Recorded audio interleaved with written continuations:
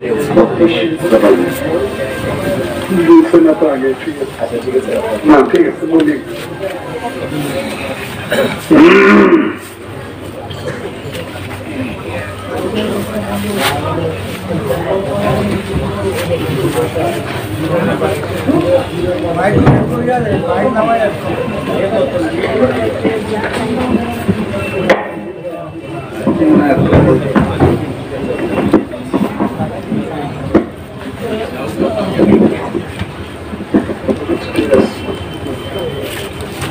السلام عليكم ورحمة الله وبركاته.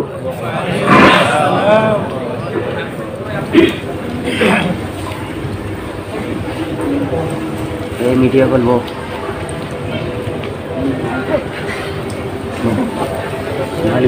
الحمد لله وحده والصلاة والسلام على من لا نبي بعده. أما بعد فقد قال الله تعالى: أعوذ بالله من الشيطان الرجيم. بسم الله الرحمن الرحيم.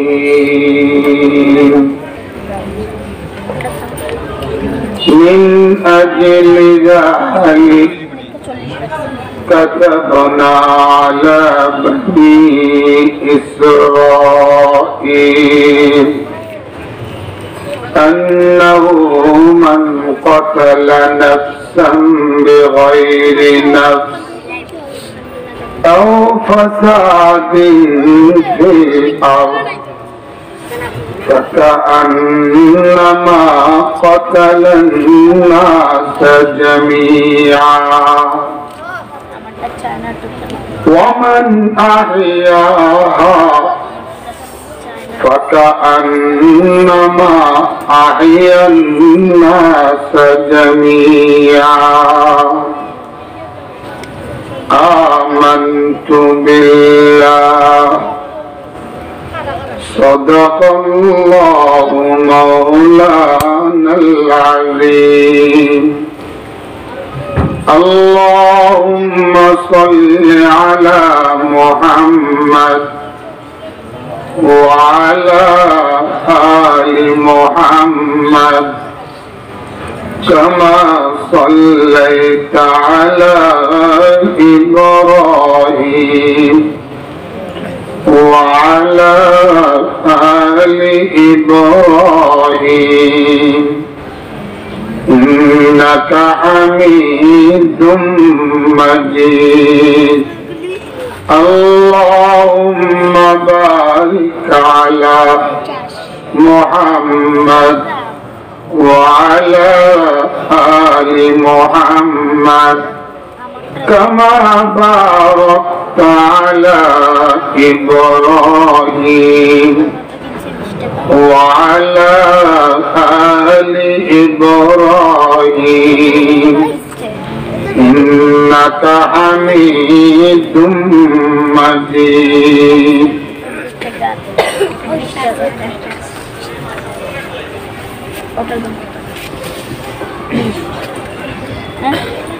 মজুমদারি এলাকাবাসীর উদ্যোগে আয়োজিত অধ্যকার এই তাফসীরুল কোরআন মাহফিলের শ্রদ্ধেয় সভাপতি হযরত উলামায়ে কেরাম, আমন্ত্রিত মেহমানানে আযম, এলাকার গণ্যমান্য ব্যক্তিবর্গ ও মুরব্বিয়ানে কেরাম,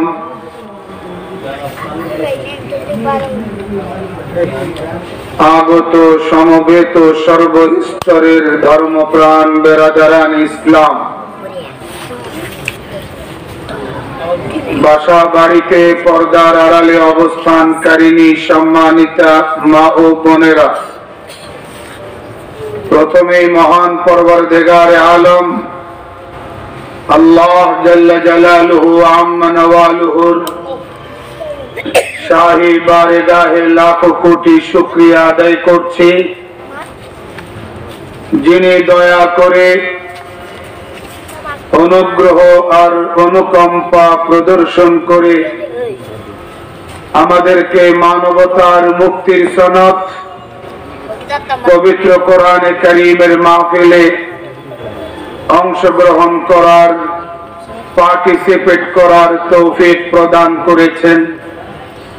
আমরা এর জন্য মহান সৃষ্টিকর্তা পরম করুণাময় খোদাবন্দে কুদ্দুস রব্বে যুল জালালের শাহী দরবারে কালিমাতুশ শুকর পড়ে নেই। সবাই পড়ুন, বলুন আলহামদুলিল্লাহ। উলামায়ে কেরামের বয়ান শুরু থেকে আপনারা শুনে আসছেন। আল্লাহ যেন এই বয়ানগুলো বোঝার এবং এই আলোকে জীবন সুসজ্জিত করবার তৌফিক আমাদের সকলকে দান করেন। আমিন। সম্মানিত শ্রোতা ভাইরা আমার, পর্দার আড়ালের শ্রোতা বোনেরা, আমাকে বিষয়বস্তু দেয়া হয়েছে মানবাধিকার প্রতিষ্ঠা ইসলাম।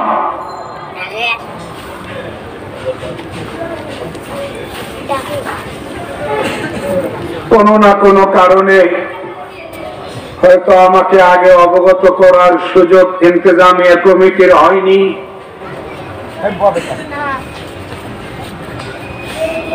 একটা মাহফিল অনুষ্ঠান করতে গিয়ে নানা রকম ব্যস্ততা থাকে, শ্রম দিতে হয়, অর্থ জোগাতে হয়, মাহফিলকে চমৎকার ভাবে উপস্থাপন করবার একটা জজবা প্রেরণা সকলের মধ্যে কাজ করে। স্বাভাবিক কারণে হয়তোবা অনেক দিকেই যথাসময়ে খেয়াল করা সম্ভব হয় না। আমি অন্তরের অন্তঃস্থল থেকে দোয়া করি আমার প্রিয় যুবক ভাইদের জন্য, যারা এই মাহফিলকে সাজিয়েছেন, যারা যৌবনের উত্তাল তরঙ্গে নিজেদেরকে ভাসিয়ে না দিয়ে, যারা গুনাহ আর পাপাচারের দিকে মানুষকে আহ্বান না করে বিজাতীয় কৃষ্টি সভ্যতার, বিজাতীয় কৃষ্টি কালচার, বিজাতীয় সংস্কৃতি সভ্যতার স্রোতে না গিয়ে মানুষকে আল্লাহর পথে আহ্বান করবার প্রয়োজনীয়তা অনুভব করেছেন, তাদের এই উদ্যোগ, তাদের এই পদক্ষেপ, তাদের এই আয়োজন সত্যিকার অর্থে প্রশংসনীয়। সারা দেশের প্রতিটি গ্রাম এবং প্রতিটি এলাকার যুবকেরা যদি এইরকম জজবার প্রেরণা নিয়ে বিজাতীয় কৃষ্টি সভ্যতাকে রুখে দেখবার, মানুষের বিজাতীয় সংস্কৃতি সভ্যতা রুখে দেওয়ার মেন্টালিটি নিয়ে কোরআন সুন্নাহর বাণী প্রচার আর প্রসার করার জন্য নিজেদেরকে উৎসর্গ করতে সক্ষম হয়, তাহলে আমি বিশ্বাস করি এই অসুস্থ সমাজ সুস্থ হয়ে যাবে।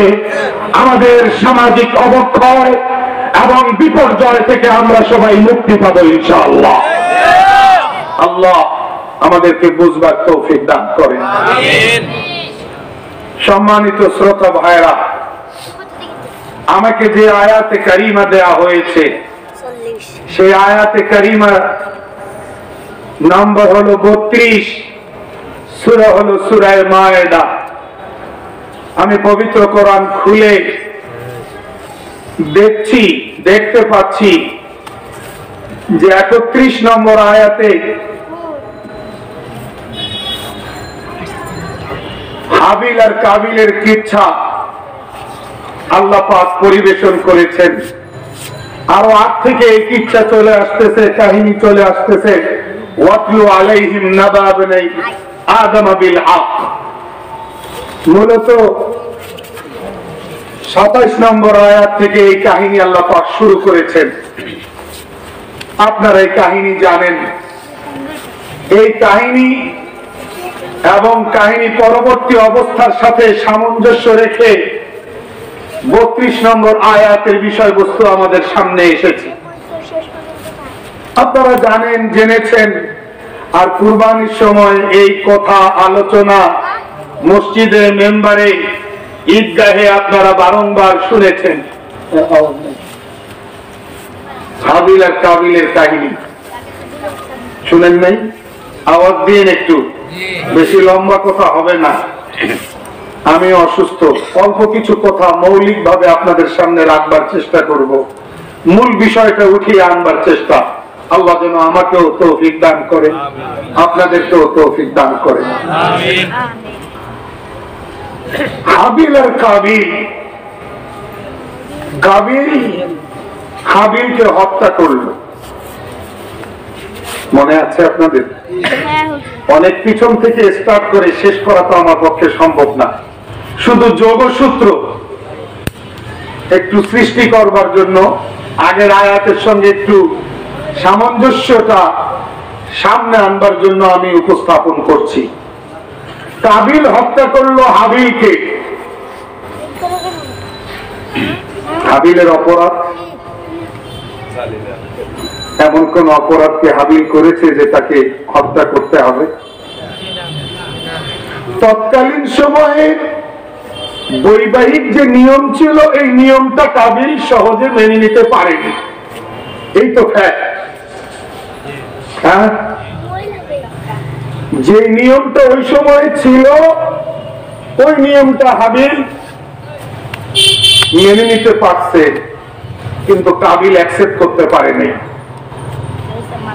শেষ পর্যন্ত হত্যা করল।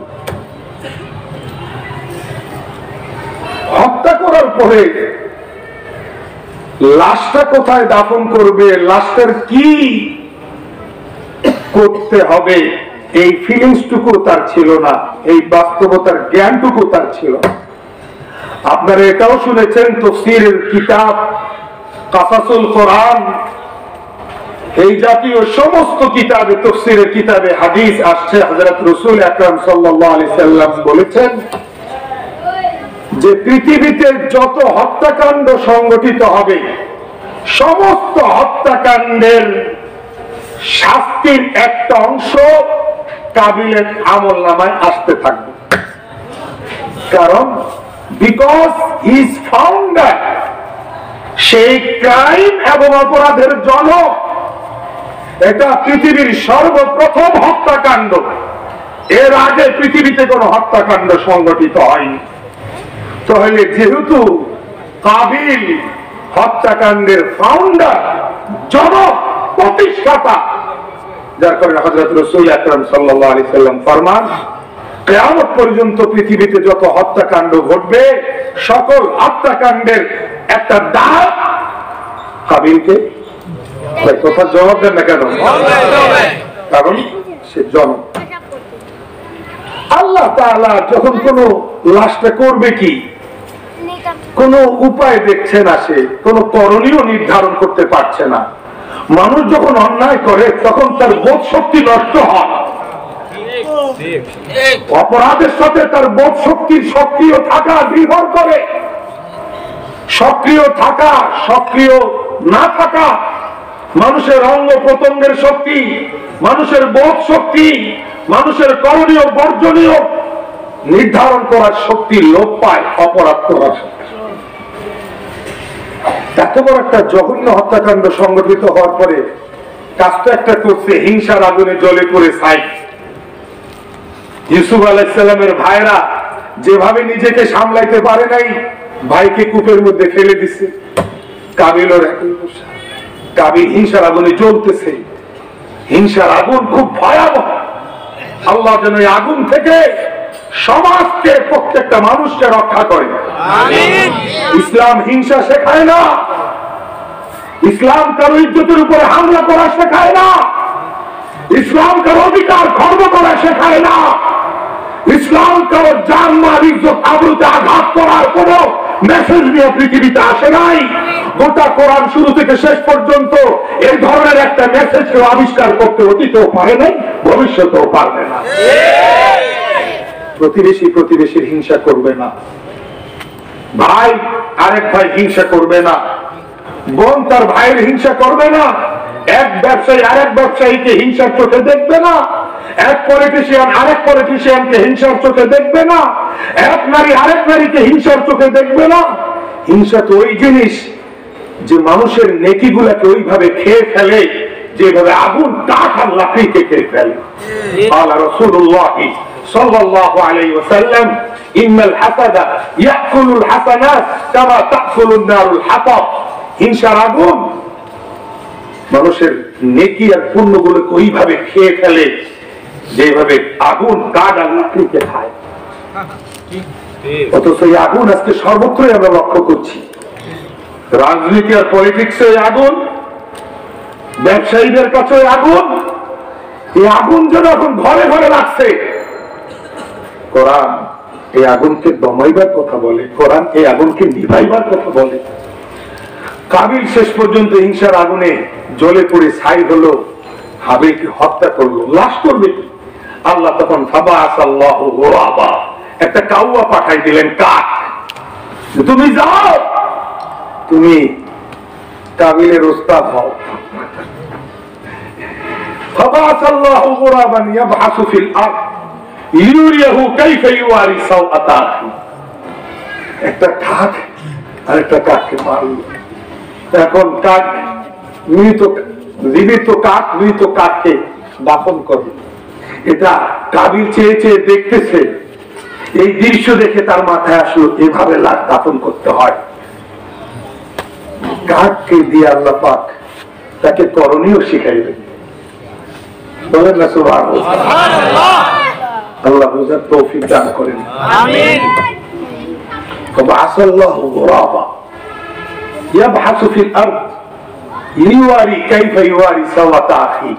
কাক কিভাবে মাটিতে দাফন করতে হয় এটা নমুনা দেখাই।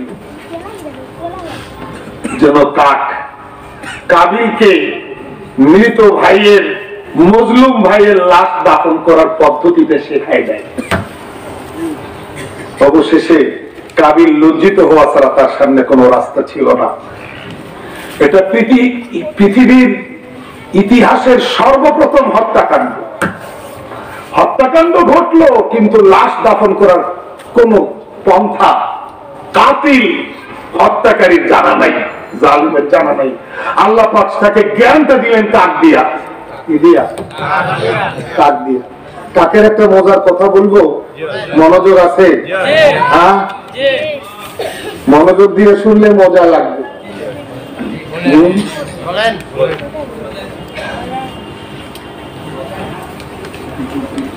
এক গাছের মাথায় উপরে কাকের বাসা, আর গাছের নিচে সাপের বাসা। কিসের বাসা? সাপের বাসা। কাক উপরে ডিম পাড়ে, নিচের থেকে সাপ উঠে গিয়ে ডিম নিয়ে আসে, ডিম খেয়ে আসে। এখন এত বড় দুশ্মন নিচে প্রতিদিন উপরে গিয়ে বাসার থেকে ডিম চুরি করে ডিম নিয়ে আসে। এই দুশ্মনকে কাক কিভাবে তাড়াবে? সে তো মিলিটারিও না, র্যাবও না, তার কাছে তো কোনো অস্ত্র নাই, ফায়ার করার মতো কোনো যন্ত্রও নাই। করবে কি? কথা বুঝে আসছে না? আসে নাই? কিন্তু এই শত্রুকে তো নিচের থেকে তাড়ানো দরকার, না হলে প্রজনন প্রক্রিয়াটাই কাকের বন্ধ হয়ে যাবে।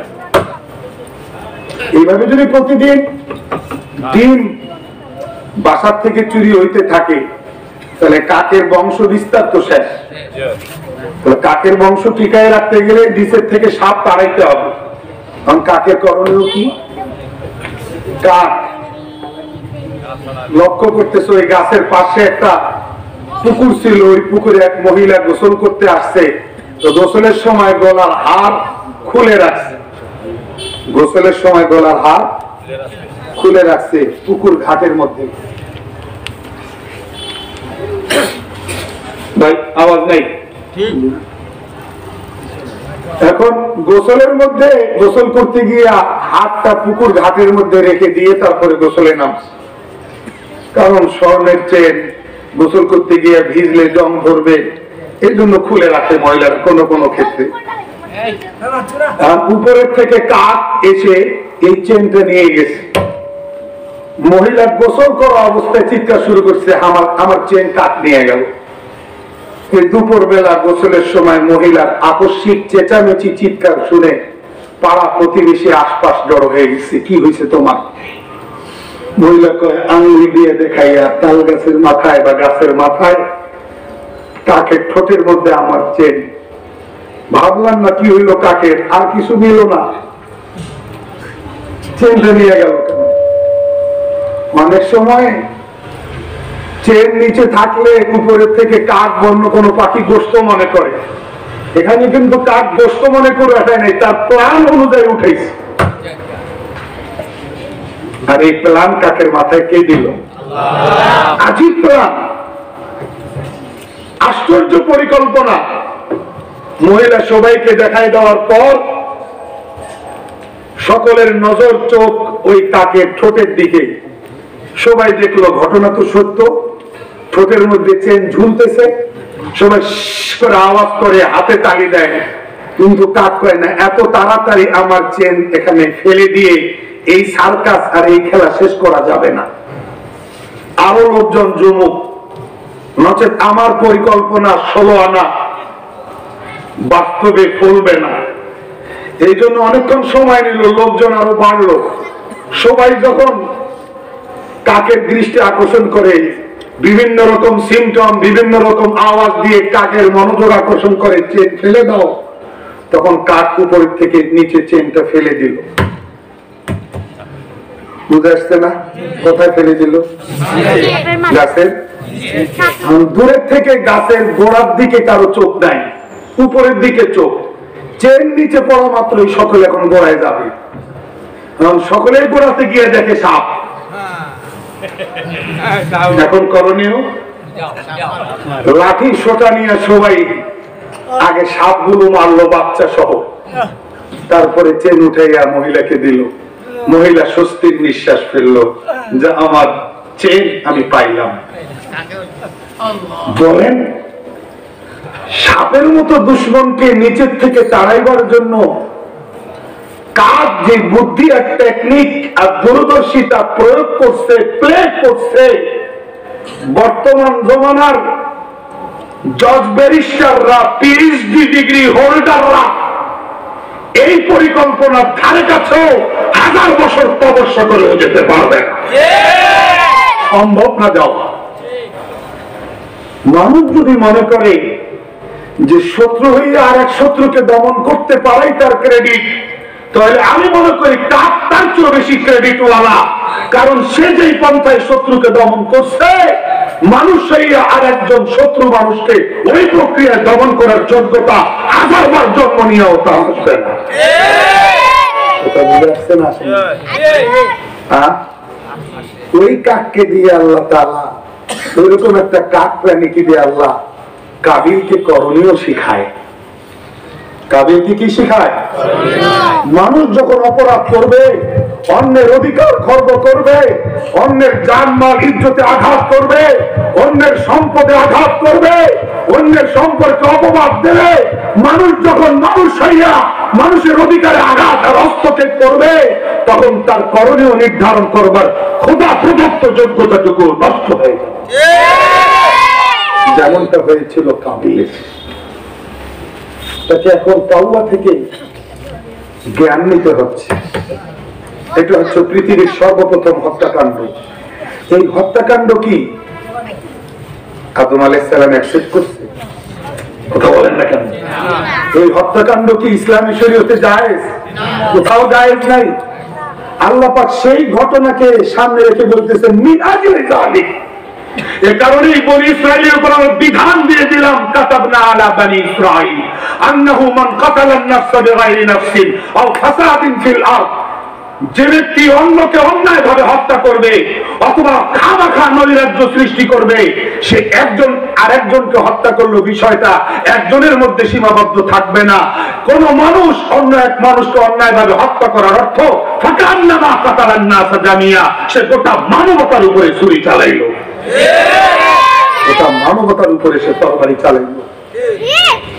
একজনকে অন্যায়ভাবে হত্যা করার অর্থ গোটা মানবতাকে হত্যা করা। ফাকান্নামা কাতালান নাস জামিয়া ওয়া মান আহইয়াহা ফাকান্নামা আহইয়ান নাস জামিয়া। আর একজন আরেকজনকে নিরাপত্তা দেওয়ার অর্থ এই নিরাপত্তা একজনের মধ্যে সীমাবদ্ধ নয়, গোটা মানবতাকে নিরাপত্তা দেওয়া। আয়াত পরিষ্কার, এটা ইসলামের বিধান, এটা আল কোরআনের বিধান। একজনকে নিরাপত্তা দেওয়া মানে গোটা মানব জাতিকে নিরাপত্তা দেওয়া, একজনকে অন্যায়ভাবে হত্যা করা গোটা মানব জাতিকে হত্যা করা। এটাই আমার আলোচ্য বিষয়। তাহলে আল্লাহ নিরাপত্তা দেওয়ার কথা বলতেছেন না হত্যা করার কথা বলতেছেন? কথা বলেন না কেন? আর ইসলাম শুধু মানুষের নিরাপত্তার কথা বলে নাই, ইসলাম একটা কুকুরের নিরাপত্তার কথা বলছে। ইসলাম শুধু মানুষের নিরাপত্তার কথা বলে নাই, ইসলাম একটা বিড়ালের নিরাপত্তার কথা বলে। ইসলাম শুধু মানুষের নিরাপত্তার কথা বলে না, ইসলাম উটের হত্যা পর্যন্ত রক্ষা করে, ইসলাম প্রাণীগুলোর হক রক্ষা করে, ইসলাম প্রতিবেশীর হক রক্ষা করে, ইসলাম ইয়েতিমের হক রক্ষা করে, ইসলাম বিধবার হক রক্ষা করে, ইসলাম নারীর হক রক্ষা করে, ইসলাম শ্রমিকের হক রক্ষা করে। প্রত্যেক শ্রেণী পেশা অধিকার রক্ষা করার জন্য ইসলাম ফর্মুলা নিয়ে পৃথিবীতে এসেছে। ইসলামে কোথাও উগ্রতার দুর্গন্ধ থাকতে পারে না। সুন্দর ইসলামের কোথাও সন্ত্রাসের গালি থাকতে পারে না। এত সুন্দর চেহারার ইসলামের কোথাও কোনো বৈষম্য থাকতে পারে না। এত সুন্দর চেহারার ইসলামের কোথাও কোনো ভেজাল, কোনো বক্রতা থাকতে এটা যারা বলে তারা মানবাধিকার হরণকারী। যারা বলে তারা মানবাধিকার, ইসলাম আসছে মানবাধিকার প্রতিষ্ঠা করবার জন্য। সে ইসলামের গায়ে যারা সন্ত্রাসের কাদা লাগাতে চায় তারাই পৃথিবীর 1 নম্বর মানবাধিকার হরণকারী। আল্লাহ আমাদেরকে বুঝার তৌফিক দান করুন। আল্লাহ আমাদেরকে হেদায়েত দান করুন। ইমরাআতুন দাখালাতিল জান্নাহ বিল হিরওয়া ওয়া ইমরাআতুন দাখালাতিন নার বিল হিরওয়া। হাদিস শরীফে হযরত রাসূল আকরাম সাল্লাল্লাহু আলাইহি ওয়াসাল্লাম ইরশাদ ফরমান, একজন মহিলা একটা বিড়ালকে সেবা দিয়ে জান্নাতে গেছে। সুবহানাল্লাহ বলুন। আর একজন একটা বিড়ালকে খাদ্য দানা না দিয়া কষ্ট দিয়া জাহান্নামে গেছে।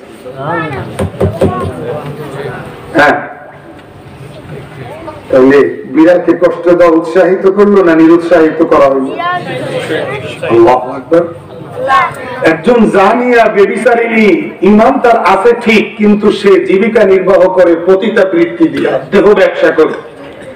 এমন একজন পতিতা জানিয়া বেবিচারিণী রাস্তায় একটা পিপাসিত কুকুরকে পিপাসায় কাতরাতে দেখে তার অন্তরে মায়া ভালোবাসার উদ্রেক হয়েছে। সে ওড়নাটা খুলে মুজাটাকে ওড়না দিয়ে পেঁচিয়ে এই ওড়না সহ মুজাটা কূপের মধ্যে ফেলছে। মুজাটাকে পানি দিয়ে ভিজাইয়া ভিজা মুজাটা এনে কুকুরের মুখে দিছে, কুকুরের পিপাসা নিবারণ করছে। আল্লাহ বেবিচারিণীকে মাফ করে দেওয়ার ফয়সালা। কথা বুঝে আসছে না আসে নাই? আল্লাহ আমাদেরকে বুঝ দান করুন। ঠিক, আপনি বিড়ালের নিরাপত্তা পাইলেন কি পাইলেন না? কুকুরের নিরাপত্তা পাইলেন কি পাইলেন না? এক উট নবী আলাইহিস সালাতু ওয়াস সালাম এর কাছে এসে কাঁদতেছে, নালিশ দিতেছে। কি নালিশ? আমার মালিক আমাকে বেশি বেশি বোঝা চাপায়। নবী আলাইহিস সালাম মালিককে ডেকে বলে, তোমার এই জন্তু আমার কাছে নালিশ করতেছে, কমপ্লেইন করতেছে, তুমি সাধ্যের অতিরিক্ত বোঝা তার উপরে চাপাইয়া। এটা আল্লাহর নবী সাল্লাল্লাহু আলাইহি সাল্লামের মুজিজা। নবী আলাইহিস সালাম সেই উটের ভাষা বুঝছে, এটা তার মুজিজা। না হলে তিনি বিচার করলেন কেমনে? এবং যার দৃষ্টি আকর্ষণ করছেন উনি মেনেও গেছে। আল্লাহ আমাদেরকে বুঝ দান করুন। এবারে আসেন মানুষ যুকিরাত ইমরাআতুন ইনদা রাসূলিল্লাহি সাল্লাল্লাহু আলাইহি ওয়াসাল্লাম বিকাসরাতি সালাতিহা ওয়া সিয়ামিহা ওয়া সাদাকাতিহা। নবী আলাইহিস সালাতু ওয়াস সালামের দরবারে সাহাবায়ে কেরাম এমন একজন নারীর প্রসঙ্গ উঠাইলেন, যেই নারী খুব বেশি নামাজ পড়ে, ফরজ তো পড়ে পড়ে, নফলও পড়ে, খুব বেশি রোজা রাখে, রমজান মাসের ফরজ রোজা ছাড়াও বাকি 11 মাসের নফল রোজা কন্টিনিউ রাখে, যাকাত ছাড়া নফল দান খয়রাত করে, ওয়ালাকিন্নাহা তুজি জারাহা। বাট সাহাবায়ে কেরাম বলতেছেন, বাবা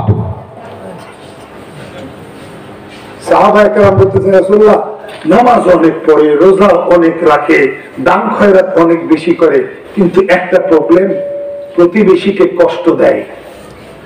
নবী আলাইহিস সালাম বললেন, হিয়া ফিন্নার। এই মহিলার এত নামাজ, এত রোজা, এত সদকা, ফরজ ছাড়াও নফল করতেছে, তারপর সে জাহান্নামী।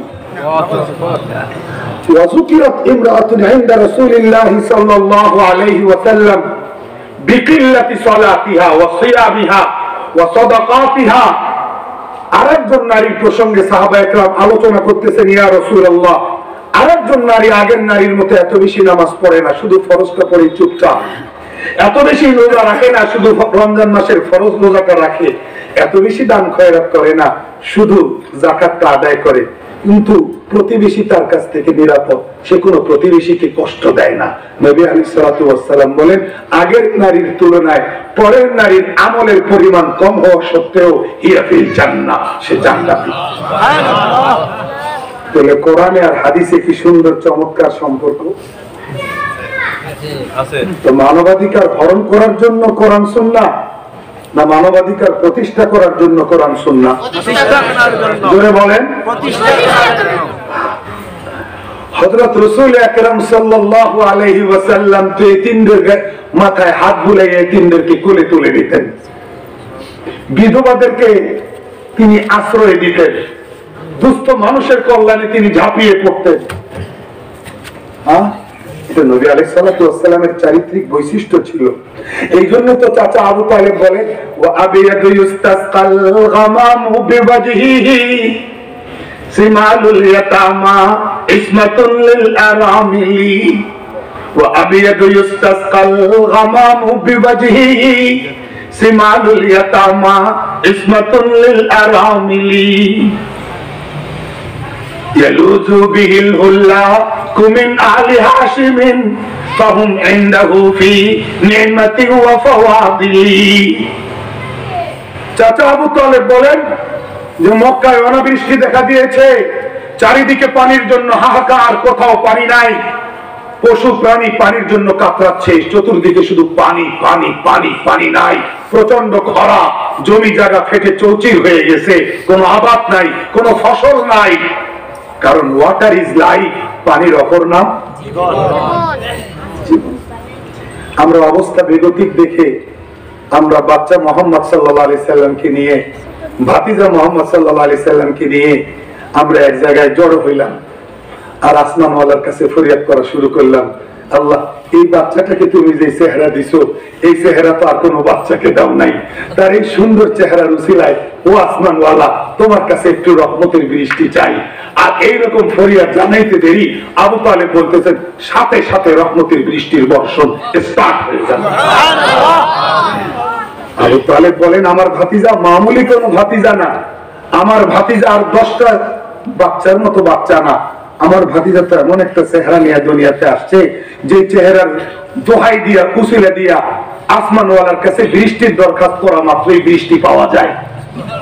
তারপরে আবু তালেব বলে, সিমালুল ইয়াতামা ইসমাতুন লিল আরামিলি, আমার ভাতিজা ইয়েতিমদের, বিধবাদের আশ্রয়স্থল ছিল। এটা কার সাক্ষী? চাচা কি ইমানদার? জাহান্নামী না জান্নাতি? নবীর চাচা হইয়াও জান্নাতি না, কারণ ঈমান নাই। এত সুন্দর কবিতা, এরকম 80-82টা কবিতা লিখছি আমি, যে 2টা শুনাইলাম, এরকম 80-82টা কবিতা লিখছি।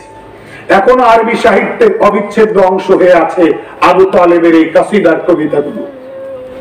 এত সুন্দর কবিতা লেখাও চাচা আবু তালেব জাহান্নামী, নবীকে এত সেবা পরিচর্যা দিয়েও চাচা আবু তালেব জাহান্নামী, কারণ ঈমান নাই।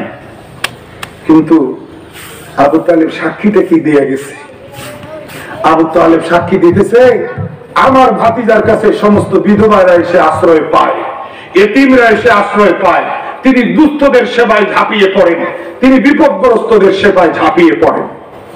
আমার আগের বক্তা বলে গেছেন, হযরত মাওলানা আফজাল হোসেন রহমানী দামাত বারাকাতুহুম, হযরত খাদিজা রাদিয়াল্লাহু তাআলা আনহা প্রথম ওহীগুলো আসার পরে নবীজি যখন ভয় পেয়ে গেলেন, তার ভয় দূর করবার জন্য আম্মা জান খাদিজা কি বলছিলেন? কাল্লা ওয়াল্লাহি মা ইউযিকাল্লাহু আবাদা, না না ইয়া রাসূলুল্লাহ, আপনাকে আল্লাহ কখনো লাঞ্ছিত করতে পারেন না, আপনাকে আল্লাহ কোনোদিন অপদস্থ করতে পারেন না, কারণ আপনি ইন্নাকা লাতাসিলুর রাহিমা ওয়া তাহমিলুল কাল্লা ওয়া তাকসিবুল মাদুমা ওয়া তাকরিজ যায়ফা ওয়া তুঈনু আলা নাবাইবিল হক। আমি আপনার এজ এ লাইফ পার্টনার, আমি আপনার সহধর্মিনী হিসাবে, আমি আপনার স্ত্রী হিসাবে সকাল সন্ধ্যা আপনাকে যাচাই করেছি, জাস্টিফাই করেছি, আপনাকে পরীক্ষা নিরীক্ষা করেছি, আপনাকে ইনকোয়ারি করেছি। দাম্পত্য জীবনে আপনার সহধর্মিনী হওয়ার আগে আপনার সম্পর্কে যা প্রশংসা শুনেছি, দাম্পত্য জীবনে আপনার ঘরে এসে সেই প্রশংসাকে আমি অক্ষরে অক্ষরে শতভাগ সত্য পেয়েছি। আপনি আত্মীয়তার বন্ধন অটুট রাখেন, আপনি দুর্বলদের বোঝা ভার বহন করেন, আপনি মেহমানদের আপ্যায়ন করেন, আপনি প্রাকৃতিক দুর্যোগে যারা কবলিত হয়, আক্রান্ত হয়, তাদেরকে উদ্ধার করার জন্য ঝাঁপিয়ে পড়েন।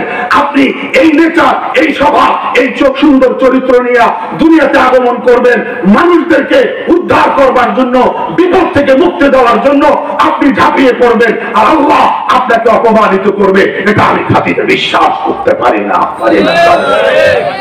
বলেন নাই? আল্লাহ নবী আলাইহিস সালাতু ওয়াস সালাম, নবী আলাইহিস সালাতু ওয়াস সালাম এই চরিত্র নিয়ে দুনিয়াতে আসছেন। একজন মানুষের দুইটা দিক থাকে তার জীবনের, একটা হলো পারিবারিক আর একটা হলো সামাজিক। একটা হলো প্রত্যেকের লাইফ হিস্টোরির দুইটা পার্ট, একটা হলো পারিবারিক, একটা হলো সামাজিক।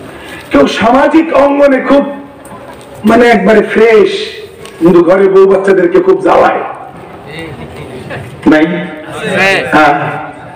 আবার কেউ ঘরে বউ বাচ্চাদের সাথে খুব সুন্দর বিহেভ করে, বাহিরে এসে মানুষের সম্পদ লুট করে। হ্যাঁ, সচিবালয় অফিসে বসে এক কলমে এক সিগনেচারে কোটি টাকা লুট করে। কথা বলেন না? বলেন না? চোর একটা মসজিদে জুতা চুরি করতে গিয়ে ধরা খাইয়ে সবাই মিলে তারে পিটায়, একজন ধরছে আরো 10 জন মারার জন্য আরে আসে, আমারও এক সপ্তাহ আগে এক জোড়া জুতা চুরি হয়েছে, সম্ভবত এ নিছে দল। দুইজনের মারামারি দেখে আরেকজন আগে আসে, 2 সপ্তাহ আগে আমারও এক জোড়া গেছে, এই নিছে দল। বেচারা চুরি করে একবার ধরা খাইছে, 1 মাস আগে যাদের চুরি হয়েছে বিগত 1 মাসে সবাই মারতে আসে। কথা বলেন ঠিক না বেশি? যার চুরি হয়নি হেও এরকম হাত কাছায়, আমিও একটা দেই। কথা বলেন না? বলেন না? অফিসে বৈশা যারা এক সিগনেচারে লাখ লাখ কোটি কোটি টাকা মারতেছে, চুরি করতেছে, তাদেরকে কয়দিন পিটাইতে পারছেন?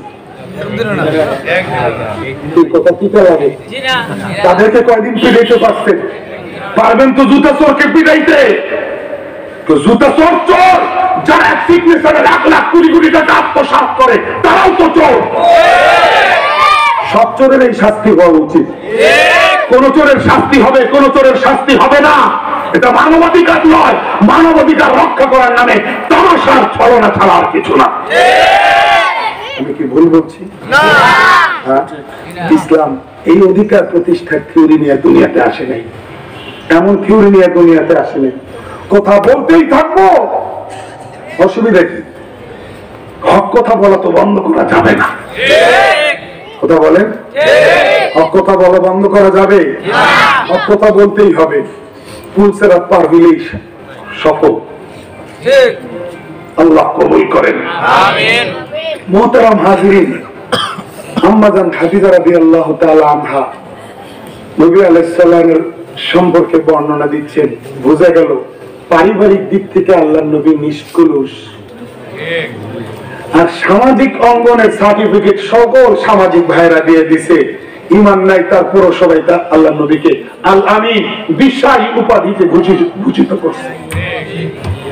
তার মানে সামাজিক দিক থেকেও তিনি নিষ্কলুষ, পারিবারিক দিক থেকেও নিষ্কলুষ, উভয় দিক থেকে যিনি নিষ্কলুষ তিনি তো আপনার আমার জন্য আদর্শ। তাই আল্লাহ বলছেন লাকাদ কানা লাকুম ফি রাসূলিল্লাহি উসওয়াতুন হাসানাহ। আল্লাহ বুঝদান করো।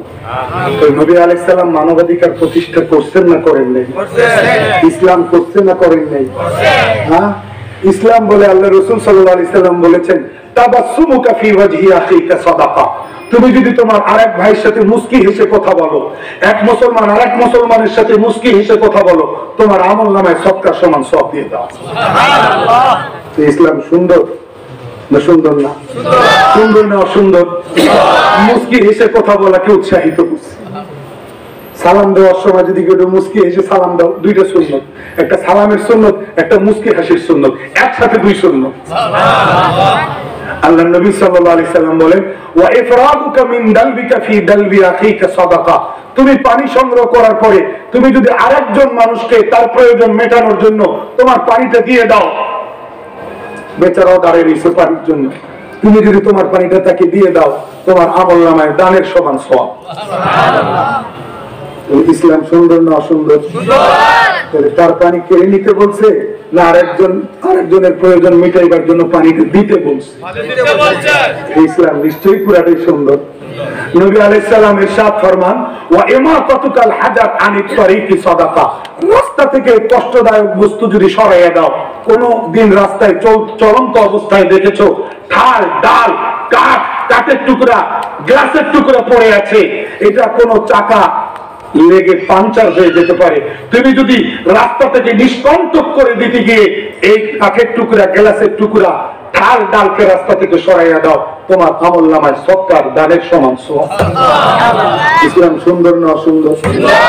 রাস্তায় ঢাল ডাল ফেলাইতে বলছে না রাস্তায় পরিত্যক্ত ঢাল ডাল সরাইতে বলছে? মানব সেবার কথা বলে নাই? মানবতার হক প্রতিষ্ঠা করে নাই? একজনের রিক্সা, van, motorcycle, cycle, private car, যে কোনো যানবাহনের চাকা পাংচার হতে পারে, কারো পায়ের তালুতে বিদ্ধ হয়ে, বেচারার স্যান্ডেল নাই, পায়ের তালুতে বিদ্ধ হয়ে রক্তক্ষরণ হতে পারে, অনাকাঙ্ক্ষিত দুর্ঘটনা ঘটতে পারে। এই জন্য ইসলাম বলে এই কাঁটাটা সরাই দাও, যদি দাও আমলনামায় সদকা শুনো। একজন পথ চেনে না, আপনি যদি তাকে রাস্তাটা বলে দেন ওয়া হাদিয়ুকার রাজুল ফিল আরদি দাল্লাতি লাকা সাদাকা, এখানেও তোমার আমলনামায় সদকার সমান সওয়াব। কি সুন্দর না সুন্দর? কথা বলেন আল্লাহু আকবার। কোন অন্ধ বেচারার হাত ধরে রাস্তা পার করে দিলেন, সেখানে সদকার সমান সওয়াব। মানে প্রত্যেকটা জায়গায় আপনি অ্যানালাইসিস করে দেখবেন মানুষের অধিকার প্রতিষ্ঠা করছে। ইসলাম যদি মানবাধিকার প্রতিষ্ঠা করার জন্য সক্ষম এবং শক্তিশালী ধর্ম না হয়, তো আমি কসম খেয়ে বলি মানবাধিকার প্রতিষ্ঠা করার জন্য পৃথিবীতে আর কোনো ধর্ম নেই। কথা ঠিক না বেঠিক? মানবাধিকার প্রতিষ্ঠা করার জন্য ইসলাম আসছে। আল্লাহ বলেন যে একজনকে নিরাপত্তা দিল, সে গোটা মানব জাতিকে নিরাপত্তা দিল। যে একজন মানুষকে হত্যা করলো, সে গোটা মানবতার ত্রুটি চেপে ধরলো। আল্লাহ আমাদেরকে বুঝার তৌফিক দান করুন। আমাকে যে আয়াত দেওয়া হয়েছে, আমি যদি 32-এর পরে 33-এ চোখ দেই সূরা মায়েদার, সেখানেও মানবাধিকারের কথা, সেখানেও সন্ত্রাস কিভাবে দমন করতে হবে সেখানেও শাস্তির উল্লেখ করছে। সন্ত্রাসী কার্যক্রম উল্লেখ করে আল্লাহ পাক সেই সন্ত্রাসী কার্যক্রম এবং এই অপরাধের শাস্তিও দিচ্ছেন। সেটাও তো মানবাধিকার প্রতিষ্ঠার একটা পরিকল্পনা। তাহলে ইসলাম শুরু থেকে শেষ পর্যন্ত সর্বক্ষেত্রে মানবতার হক প্রতিষ্ঠা করছেন, মানবতার অধিকার প্রতিষ্ঠা করছেন।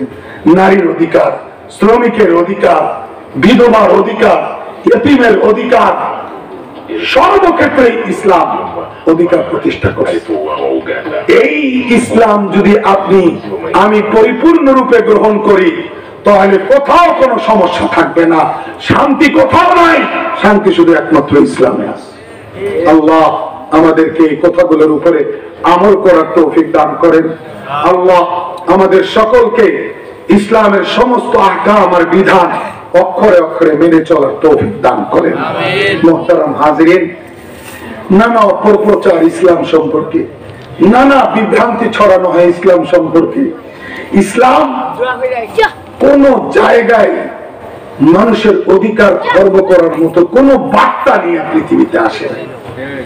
ইসলাম সমাজকে সুন্দর বানাইতে আসছে, ইসলাম পরিবারকে সুন্দর বানাতে আসছে, ইসলাম রাষ্ট্রকে সুন্দর বানাতে আসছে, ইসলাম ব্যক্তিগত জীবনকে সুন্দর বানাবার ফর্মুলা নিয়ে আসছে, ইসলাম সমষ্টিগত জীবনকে স্বচ্ছ বানাবার পরিকল্পনা নিয়ে দুনিয়াতে আসছে।